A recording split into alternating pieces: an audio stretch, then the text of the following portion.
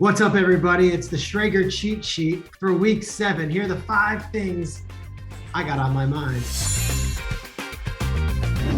Number 1, how about a little love for the other LaFleur? Who's the other LaFleur? Mike LaFleur. Now, you know, Matt is the winningest coach in NFL history through 50 games, and he's up in Green Bay, and he gets all those accolades. Mike LaFleur is his little brother, who's 35 years old and is the offensive master at the levers for the baby New York Jets offense. The New York Jets offense that has Breece Hall, a 21-year-old, Garrett Wilson, a 22-year-old, Elijah Moore, 22-year-old, Zach Wilson, a 23-year-old, and Elijah Vera-Tucker, their best lineman, also just 23. How are all those young guys playing so well at the same time, despite having such little NFL experience?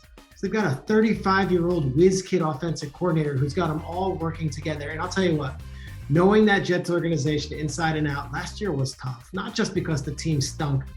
They had a major loss in the offseason. They hired Robert Saleh. He brought in Mike LaFleur, and he's like, here's this young offensive coordinator.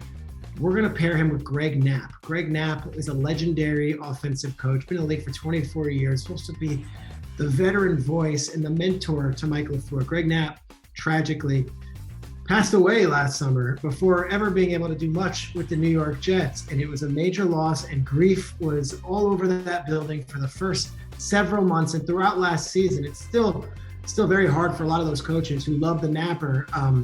But this is now Mike LaFleur's true coming out season as far as an offensive mind. This is how he envisioned it. This is what he's doing. You know, he's always kind of been in the shadow of his older brother, Mike LaFleur, just 35 years old. He's the guy calling all the plays and drawing them up for the Jets. Congrats to him. The Jets, they play the Broncos in Denver this week. It's not crazy to think they're going to be 5-2 going into week 8. Number 2, how about those Seattle Seahawks rookies? I don't think anybody thought the Seahawks were going to compete for the NFC West title this year, and yet here we are going into week 7, and what do you know? The Seattle Seahawks are 3-3, tied atop the NFC West, and one of the reasons is, of course, Geno Smith, and one of the other reasons is, of course, Pete Carroll. But how about these rookies? Up and down the roster, rookies are contributing for the Seattle Seahawks. Their 2 starting tackles, Charles Cross, a first-round pick, and Abe Lucas, a third-round pick, are rookies.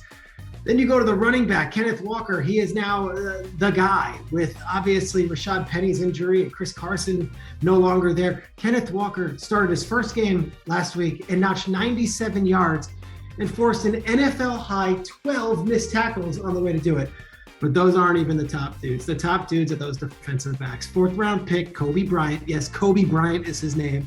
Cincinnati Bearcat guy is doing an outstanding job in the backfield as safety. And then there's this dude, Tariq Woolen. Tariq Woolen out of the University of Texas San Antonio has been a revelation. He's had 4 interceptions and 4 in each of the last 4 games. If he gets another one, he's going to be the first rookie since Jarius Byrd did it for the 2009 Bills to have 5 straight games with an interception. He's also a tremendous hitter. Tariq Woolen, a 5th-round pick, I don't think anyone expected, making immediate impacts. That's just a sampling of the rookies. They still got this guy, Boye Mafe, who hasn't even gotten going yet. It's kind of a raw product out of Minnesota. They expect big things out of him at defensive end. I love the Seahawks team. I've already waxed poetic about Geno on this cheat sheet video a couple of weeks back, and now I got to talk about the rookies. Shout out to John Schneider and the front office. They're putting together a team in a year that everyone thought would be rebuilding. They might not have a long rebuild after all.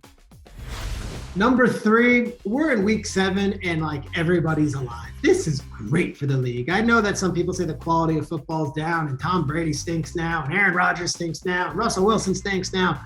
Do you realize that there are 10 different teams in the NFL who have the exact same record? 3-3. Talking about Tampa Bay, Green Bay, talking about Cincinnati, the Rams. Then you got the Niners, the Colts, you got the Dolphins, the Falcons, the Patriots. All these teams are 10-10. It's like that Spider-Man meme, like they're all still in it. And it's not just that, it's the way these games are going, where there are these huge comebacks. You know, there's been 19 different games where a team has come back from 10 points or more already this season. That's an NFL record through 6 weeks. I'm here for it. There's parity all over the place. There's a bunch of games this week where I have no idea who should be favored, who should be the underdog. That's kind of how it should be. And you're talking about an NFL season that's as wide open as ever. I'm here for it. Let's bring on the parity. Number 4, it is National Tight Ends Day on Sunday. And what do you know? Travis Kelce is still that dude. You know, you go through the offseason and there was talk that like Kyle Pitts is now the guy, or Darren Waller with his new extension is now the guy. You go through the list. There's Mark Andrews. He's playing great. You've got George Kittle still there. Travis Kelce is still the best tight end in football, and he's 33 years old. He leads his team in touchdowns. He leads the NFL in touchdowns. He's still the top scrimmage yards guy for the Kansas City Chiefs. And as much as we try to hype these other guys, it's like in the big moments, Kelce's always there, and he's still that dude. I am so happy to be sitting on the couch and watching this game Sunday on Fox. You've got Chiefs versus 49ers. You've got Kelce. You've got Kittle. Then you got our guy, Greg Olsen. Maybe the best tight end of all those three guys. I don't know. Kelce's pretty good. So is Kittle. Sorry, Greg. Calling the game for Fox. It's National Tight Ends Day. Lean into it. And Travis Kelce is still that dog. Number 5, the greatest investment by any team this offseason has been Buffalo's investment in Von Miller.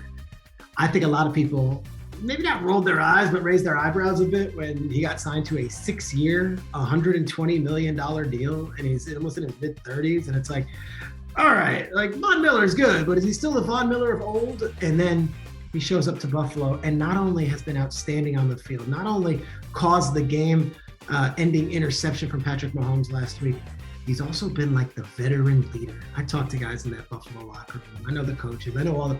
It's like Von is taking Greg Rousseau and be like, here's how you do this. He's taking AJ Epineza and is like, here's how you do this. Jordan Phillips, Daquan Jones, all these guys that are having outstanding seasons. Von Miller's been almost like a coach in the locker room as a player. He brings a championship mentality to a team that is so close. 6 years, $120 million, worth every penny. Von Miller, 6 weeks through the NFL season, has been the best investment any team has made all year. We've got a full slate of games this week. Week 7 NFL season, it's flying by.